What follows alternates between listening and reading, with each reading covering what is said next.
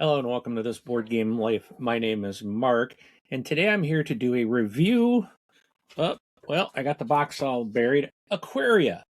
This is a game by Tomasz Holek. It is published by Capstone Games and Delicious Games way back in 2025. The art is by Agnieszka Belahobkova, Roman Kucharski, Milan Vavron. That plays 1 to 4 players in about 80 to 120 minutes and is for ages 14 and up. So in Aquaria, you and your friends compete to have the most expertise in maintaining a thriving aquarium. Build your aquarium from scratch to see who can maintain the best aquarium, the best aquascape and fauna. 1 to 4 aquarists will see who can best accomplish their marine goals. Throughout the game, players will buy new fish, feed them, keep their aquarium in tip-top condition. Players will also show how they have progressed in their Aquaria studies by how far they have moved on the encyclopedia tracks. So kind of a quick rundown. I'm going to switch cameras here. And as I go through kind of my review of this game, and I have it set up, it takes a good amount of space. So I've only got 1 player showing, but I do have the market. I just got a couple tokens out, randomly showing scores, and I didn't put all these things out. I will do that as I talk. I did miss something. I think that was the only thing I missed. Let me double check. Yeah, I think that was it. All right. Sorry about that. I'm trying to do something new with the reviews. So we're going to go to the table, and then I will kind of talk about things, kind of point things out. And again, everything's just kind of in a faux state, if you will. But if you'd be so kind, hit that like button, hit that subscribe button, and be sure to hit that bell icon for us. That way you will never miss when new content is dropped. Okay, so let's go to the table and see what we can see. All right, so I've got everything here. Let me double check. Yes, everything is fitting in the camera space. All right, so I got to do some kind of quick readjustment here. Okay, so what I have is this is a player board.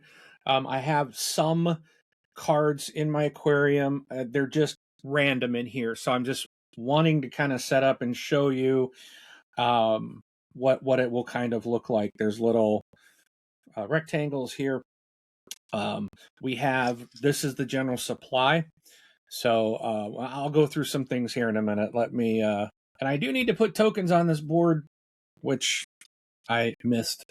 So there's a bunch of these things, and these that have the red circle on them will go in randomly in the spots that have the red circles on the board.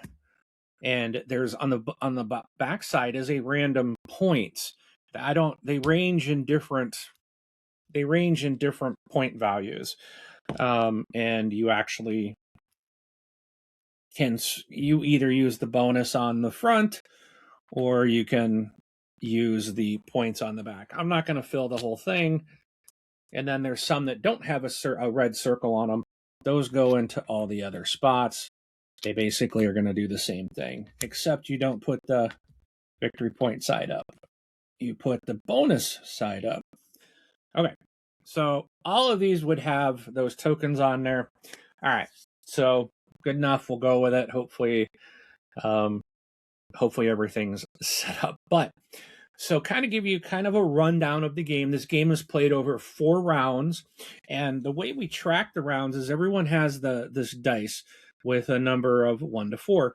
So when the red player takes their first move for the very beginning of the game, they're going to put it onto one of these dials or in the center, and they're going to do the actions depicted by the dial. So this is the action phase is going to be where majority of the gameplay happens. Like I said, there's 7 phases. So the first is the action. Then there's the microflora phase, a player order phase, income phase, feeding phase, preparation for the next round phase, and then refresh of the common supply phase. Now, like I said, the action phase is going to be where the bulk of the gameplay is. And you're going to select one of 5 possible actions at this point. So that's where these wheels come in. So the first one is you might want to place aquarium cards in your aquarium. So you could go right here, and it shows a card with like the water.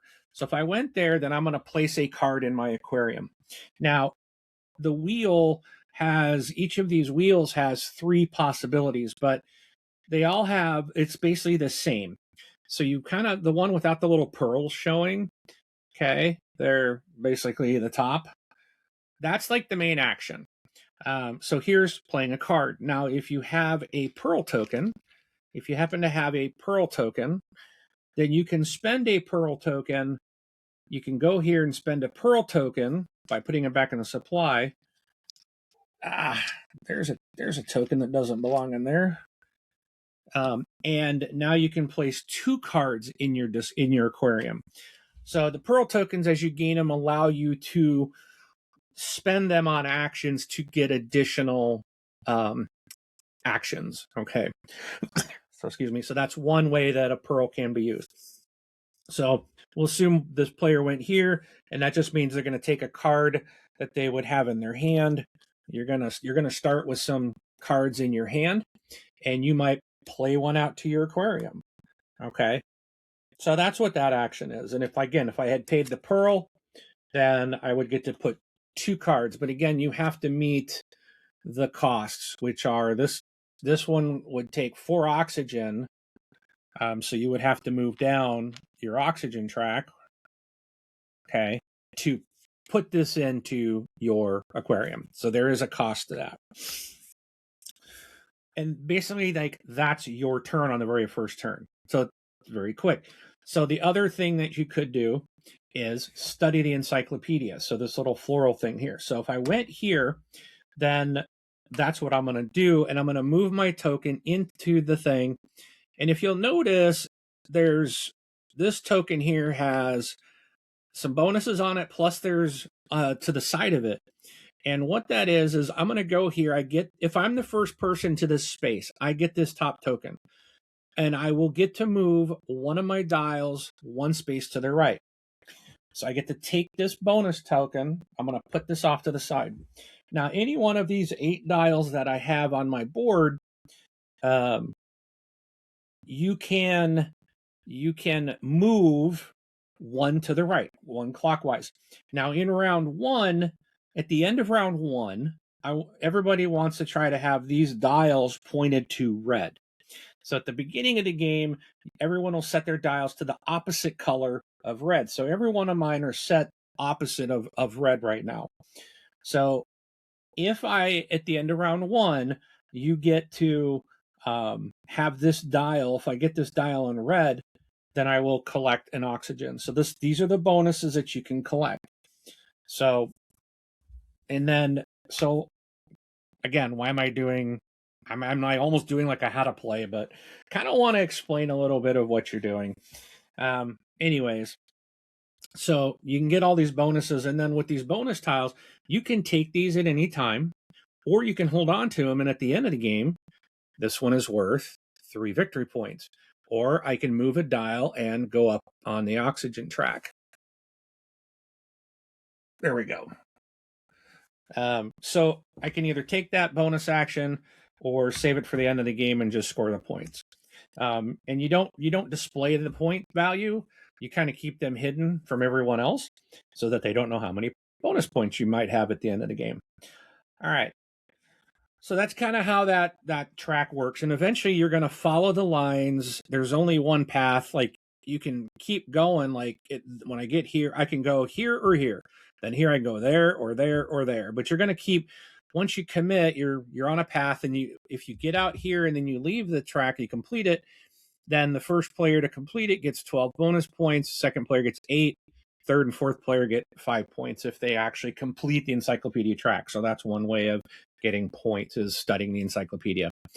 Improving the water's oxygen level is another action that you can take. So you can come here and gain 2 on the oxygen track. Again, if you want to gain 4 on your oxygen, it would cost you a pearl. 2 pearls would give you 7 on the oxygen track plus a victory point. So if you paid, it takes 3 pearls. So you can score victory points and 7 oxygen there. Other things that you can do are gain aquarium cards and food cans. So right here, now let's say red, because this is kind of a point with the dials. So on the next turn, red decides that they want some cards in their hand and they want to choose a food can. Because like here, you can see the food that I have in my aquarium. I got 2, 3, 4 blues, 2 greens, and a yellow. At the end of the round, I need to be able to feed these fish by having these things available. I have to be able to feed the fish. And if I do, I'm going to score these points that are next to it. If you don't, if you're not able to feed your fish, then you have to still spend all the food that you can, but then you lose victory points. And I think it's victory points. It's either oxygen or victory, but I'm pretty sure you lose like 4 victory points. So I'm pretty sure that's what it is. You want to feed your fish, so you got to be careful of what you're placing in your aquarium and then making sure you have the food to feed them. So maybe you need food. And if you need a lot of food, if you spend 2 pearls, you're going to get 3 cards in your hand, choice of 3 food, and it's any 3 food. You can pick any type you want, and you can actually get 2 victory points as well. So again, the pearls will come in handy. Now, again, I mentioned, let's say this guy on his first turn increases oxygen. On his second turn, he wants to get cards and food.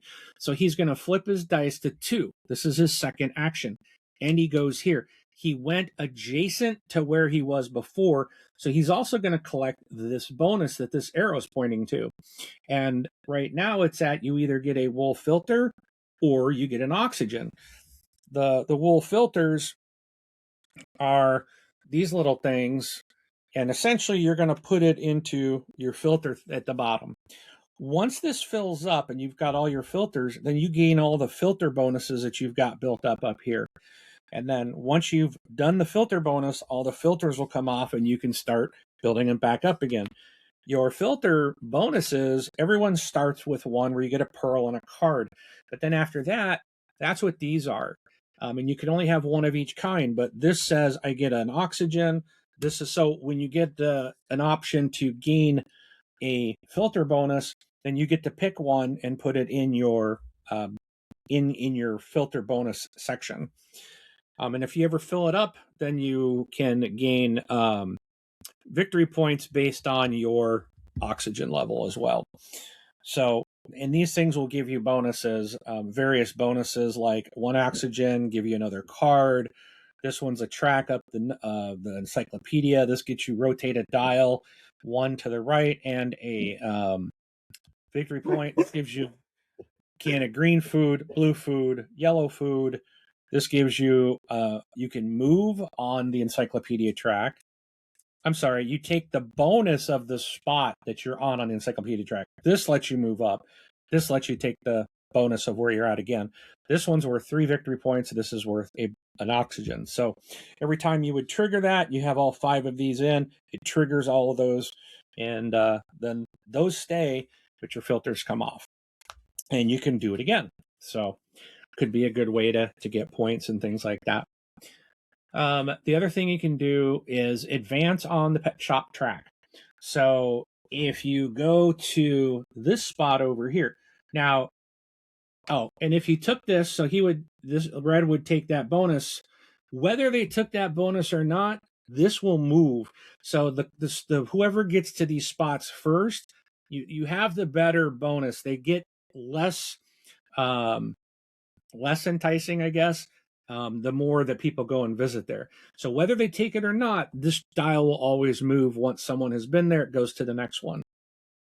Now, if I were to go over here, because I didn't go adjacent and I skipped all the way across, which you can do, I will not get that bonus. You can only get the bonus if you go adjacent from where you started. then you can get the bonus. So that's another thing. But even if I jumped across, this would still rotate whether I took it or not, or even if I was ineligible, someone went there, it's still going to move. So that's something to consider as well. All right, but anyways, the last thing is advancing on the pet shop. So if I want to advance on the pet shop, I can come over here. I can discard any 2 cards in my hand. So let's say I got these 3 cards. I'm just going to discard these 2. They're gone, so I don't have them anymore. And I'm going to move up to this here's the pet shop track. I would move into this 4th spot. And you gain this bonus in the top. So I get to move a dial to the right. I get to do this bonus again. I can move another dial. So basically I can do it twice. And I get a victory point. So I get to move up the victory point track. Now, if I got rid of 3 cards, if I had gone here and got rid of 3 in my hand, which I do have, I could discard them. Then I can select one of these bottom 2 to do. So I could also say, this one lets me take any one of these bonus tiles, filter bonuses, and I get a card. Or here I could get a pearl, 2 oxygen, and also a card. You can't get both, but if you get rid of a 3rd card, you get to do a bottom action. So, or a bottom bonus, so to speak. All right. So that's the steps that you're doing. That's these 5 actions, right? Now there's one in the middle. Well, the one in the middle always has a bonus of a filter. So no matter what, if you go here, you're always going to get that filter. And then if you go to this top spot, this is all 5 of these dials essentially. So, I mean, I can come in here and do any one of those. And this still counts for going adjacent, because no matter what, that's why this is always available. No matter where you are, the center is always adjacent to every outer move. That's why you can always take the filter bonus. So, and it keeps you, now if I go here, I'm adjacent. So, you might be moving in and out. So this one allows you to do any of these outer ones, but you just can't do the pearl bonuses. You're just doing it one time. Or I can spend a pearl, or I'm sorry, I can go here to gain a pearl and gain 2 food of my choice, or here I can gain a pearl and gain a filter. And because I'm going to get a bonus, I'll get 2 filters. So if I had one sitting there, I would gain 2 more. So now I'm on the way to gaining my filter bonuses. So that's, again, the kind of the main part of the game. That's where you're going to spend the majority of your time in the action phase. Now, once you get out of that, then you go into, so once everyone has taken their 4th action, I'm going to put everybody, we're just going to assume, okay, that's where we are. The dice stay there. You don't touch them. We go into the microflora phase, and what we do then, and that's what this little card is. Oh, so I talked about, I skipped over all the components, didn't I? Or is that coming up?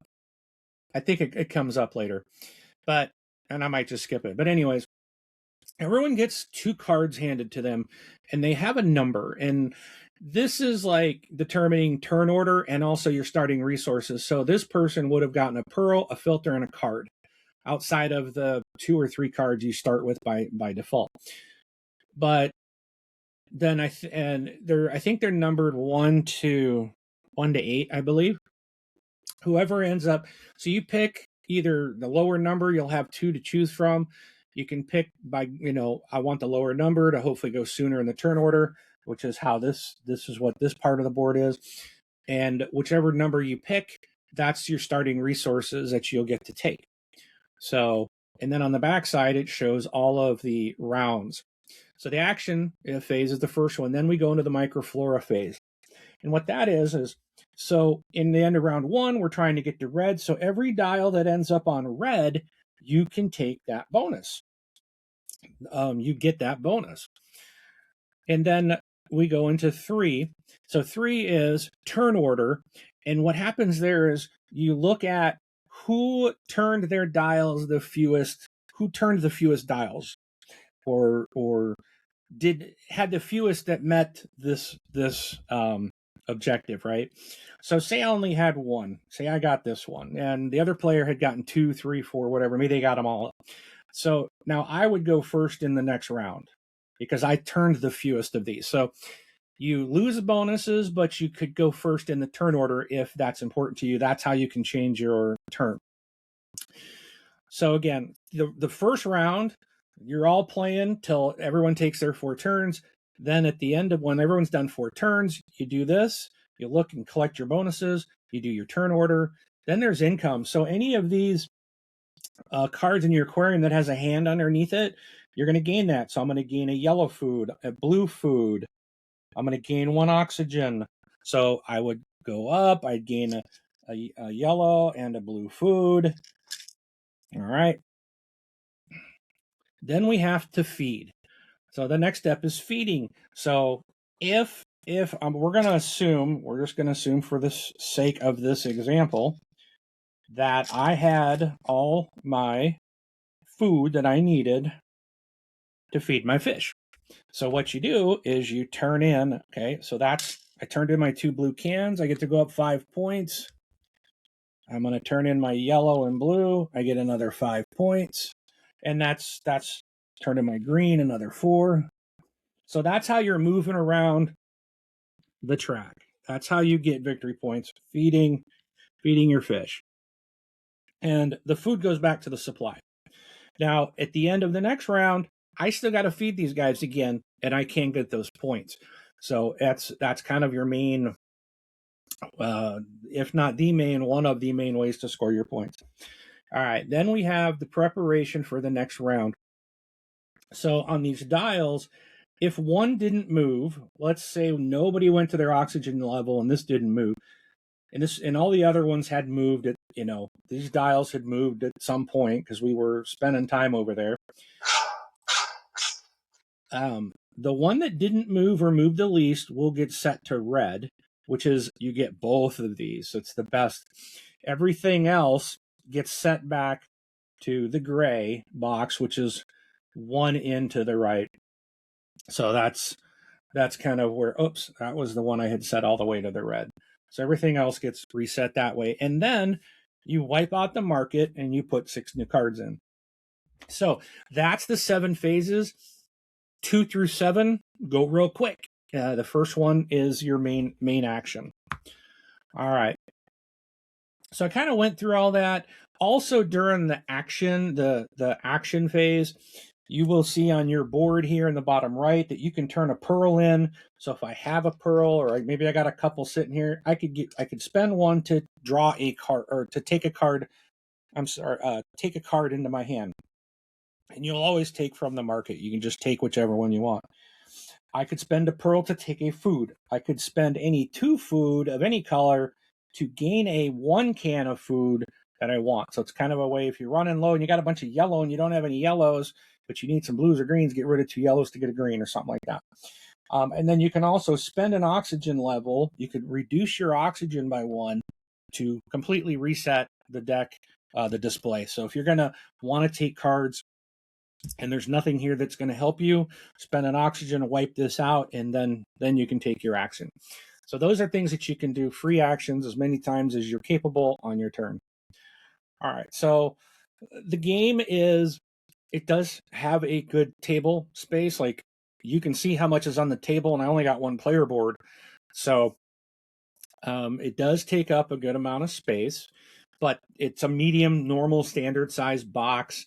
It does have the encyclopedia board. It does have 4 of these aquarium player boards. There's 5 double-sided action bonus tiles for the main board, which are these things here. So these change. So I'll show you if I can get it out of here. Here, let me lift the tile up.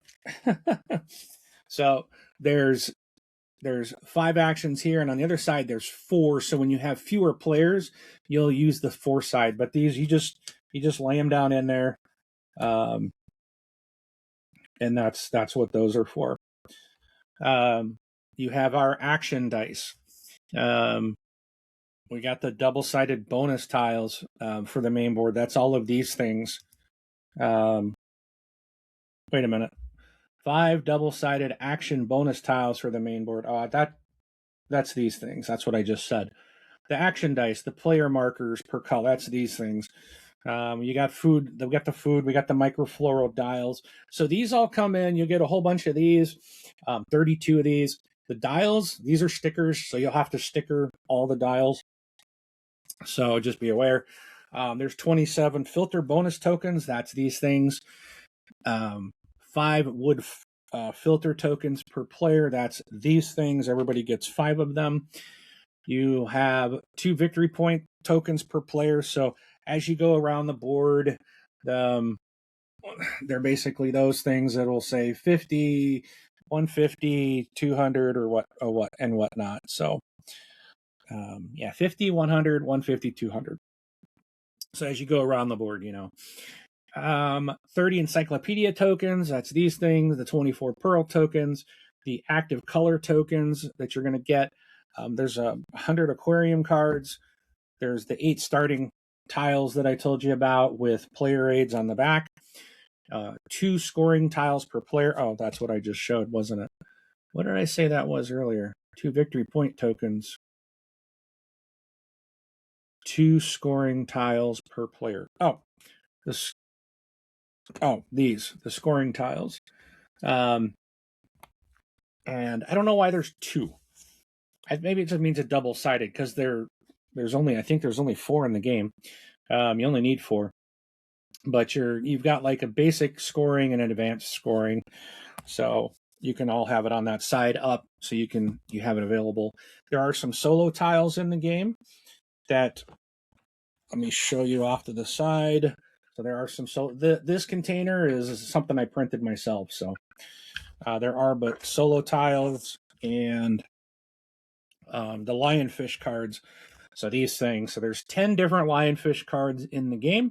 You will, if you have 4 players, you will max have 8. So 2 of them will, at least 2 cards will always be out.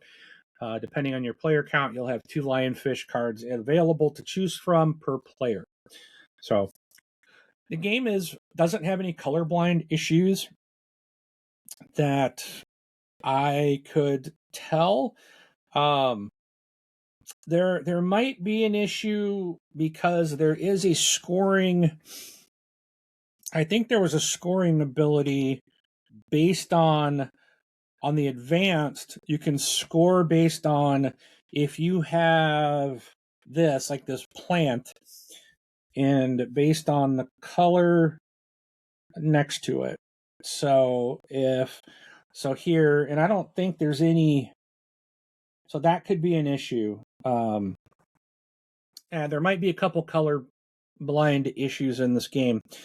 So like here, this little plant is going to score based on the different colors around it. And I've got 4. So I got yellow, green, blue, and red around this particular plant. That would give me 6 points. But I don't think there's anything. They all look the same. It's just the coloring. So that could be an issue. Second of all, if you happen to feed green, that's just green there. There's nothing. The green food can, the yellow and the blue, they all look the same. So that could be an issue. And so keep that in mind if you have colorblind issue. That might be a problem. Not aware of any. I don't see anything there depicting another way to signify the differences. The artwork is good. I did feel like these aquarium cards looked a little dull. I don't know if it'll translate. I was actually surprised when I first opened the game and I was looking at the cards. Like those fish are just, they're not clear to me. They're not as crisp and sharp. Like I'm thinking of like a game like Earth. Those cards are just like, wow, they're vibrant, they're sharp.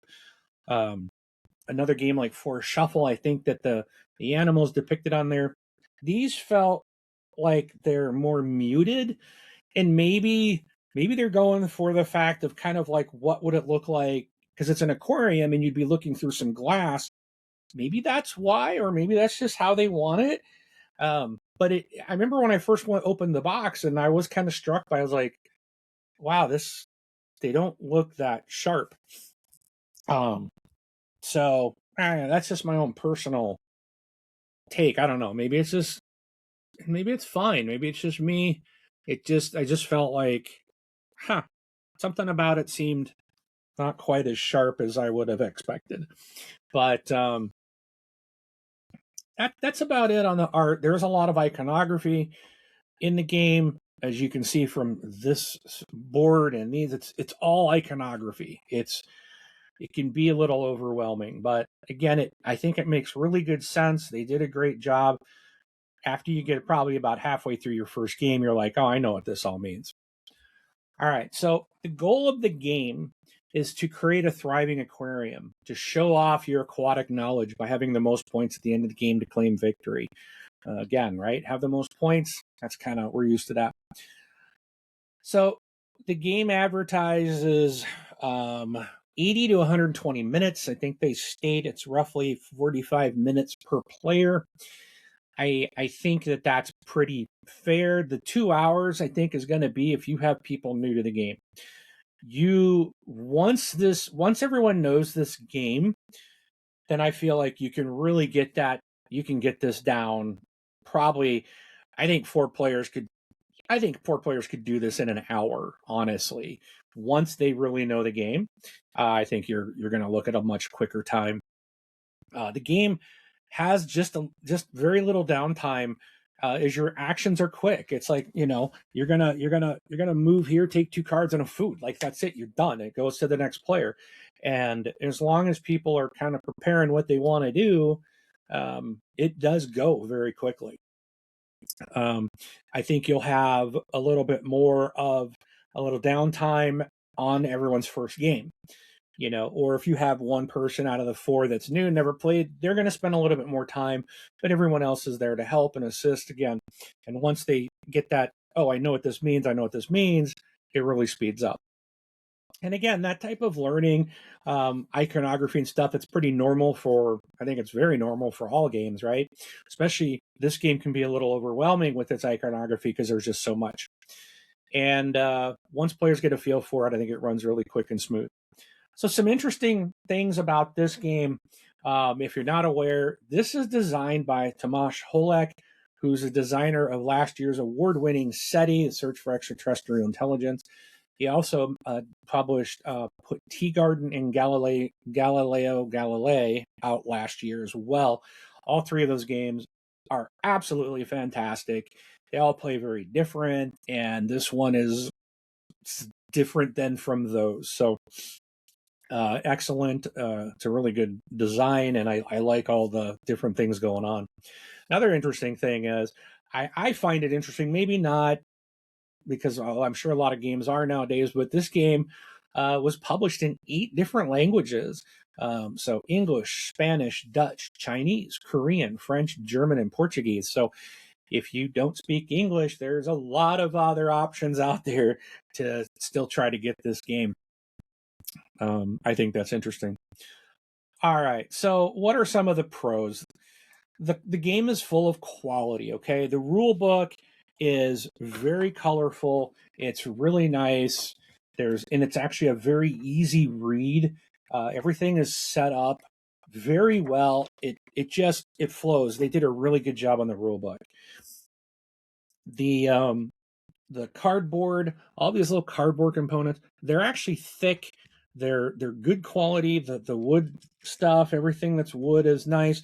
The dual player boards, I didn't, when I first got it, I was like, I'm like, oh, if these are just sitting on top, but it's punched out to give you, it's not a dual layer player board, but you're punching out to get that kind of dual player feel. So your dials stay in place. I mean, if you lift your board, it's got a hole there. They're not staying in the board, but it was a really nice way to go about having these dials that do feel part of the board. All right, so the game does play. Again, I talked about it. It's very fast moving. It keeps everybody engaged. The game is easy to learn. It will take you probably your first round, understanding what different things are doing. But once you start going, by the middle of that second round, or by the end of your second round, it really, I think, kind of comes together. And I think it's a really good game to get people to move into more of a medium weight. It is a medium weight game, but it's not, I think it's very easy to learn. So could be good for newer gamers to learn and feel a little bit more comfortable. There's lots of options that will allow for multiple strategies, and this game allows for enjoyable replayability. So a lot of times, you'll hear, "Oh, the game's replayable." Doesn't mean it's going to be fun. In this game, it can be, because you can be doing different things or focusing. Maybe I want to try to get my lionfish right away. Maybe I want to really focus and get the study and try to get up here to get, race this part. This is just a race. This is also not a race, but maybe I want to get up here in the pet shop, or maybe I want to manage this so I'm not losing points and always down here at the bottom of the oxygen level, which is going to impact my ability to get fish and stuff in my tank. So there's a lot going on, a lot of multiple variations of play. So for cons of the game, it lacks any real insert. I did all this stuff was me printing this stuff, these inserts here. They are not in the game. It was just cardboard, and basically everything was thrown in the box. So that's a bummer. I mean, a game doesn't necessarily need it, but I don't like when I get a game and it's just like, here, everything's in a baggie. I like stuff to be organized, but not a big deal. You do have to build this main board here. And it's not hard, and it does come apart. It's just, but you will have to put these dials. You'll have to attach them on here, and they have a explanation on how to do that. So it's not hard to do, but you got to do that. It's gonna take you a little bit before you play your first game. This isn't. It's not really a con of the game, but the game is fish themed, aquarium themed, and there's a lot of fish type games out there to choose from. There is FinSpan. There's Aquaria or Aquarium. There's a bunch. There's a whole bunch of fish themed games. This one possibly could get overlooked because of that. I hope not. I think it's a really great game, but that could impact it a little bit. And again, I talked about this already. Images on the cards are just not sharp. For me, it's a little disappointing, but it's, again, nothing here. None of my cons are like impact the gameplay itself. There was nothing that impacted the gameplay itself. So that's important to understand. All right, so my final thoughts. I really enjoy this game. I often hear people refer to some games as point salad, and this would be one of those. There's a lot of different ways to score points. You can study the encyclopedia and be the first to complete that to get the bonus points. You may want to go after collections of cards in your aquarium. You might want to manage your oxygen, like I said earlier, to carefully maximize your points. You might want to keep a large supply of food or fill up as many rows and columns. If you've got, you'll score points for completed rows and columns at the end of the game. Lionfish can score you points in certain ways. So maybe you want to get there to get the best one. You might see something that gives you max points, like this one here. This one gives you 9 points. So that could be attractive. Sorry. That one gives you 9 flat out points. But if you're doing like clownfish, this one will give you 6 points, or 3 per clownfish with a max of 15. So one of these can get you up to 15 points if you've got a lot of clownfish. Maybe you just want to build an aquarium with, again, kind of the anemones and clownfish. So there's scoring based off of the clownfish being next to anemones, and then if you've got that lionfish, you're going to get more. Maybe you just want to get schools of fish. There are cards like here. It has the little school of fish at the bottom. That's a school. So if you got a bunch of those all connected, then you can score big points for those. So if you have like seven schools of fish cards connected, that's 31 points. That's another way to get points. So, and also if you have plants, they can also score you some points. So I really like games that allow people to play in different ways, going after certain strategies, and yet keeping everyone in the game. This is one of those games. It's still very tight, kind of no matter what people are doing.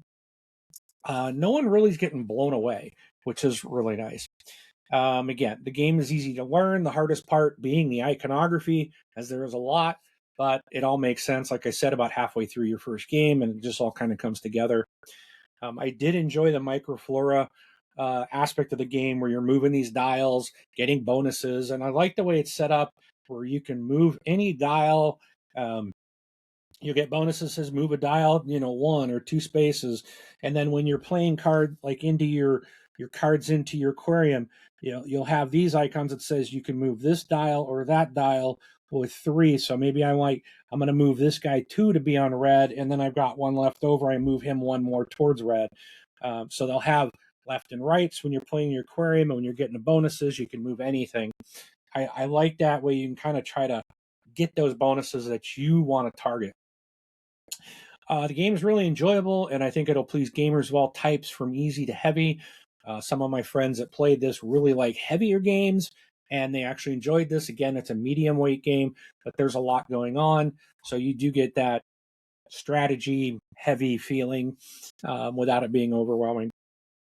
So yeah, that's my thoughts. I'm gonna say is get your aquarium to the table and see who can build the best aquarium amongst your friends. And if you're still here, please hit that like button, hit that subscribe button. Thank you so much for watching this review. Let me know what you thought. Hit that bell icon so you get notified of new content. I have not done one like this where I've had the game set up and I'm pointing to things. Let me know your thoughts before I just kind of went through it, read my stuff, and you just were looking at my smiling face. Had a commenter asked, would be nice to see some things while you're talking instead of just me, which I agree. So let me know your thoughts. I hope you enjoyed it. Again, leave comments below, and we'll see you at the table.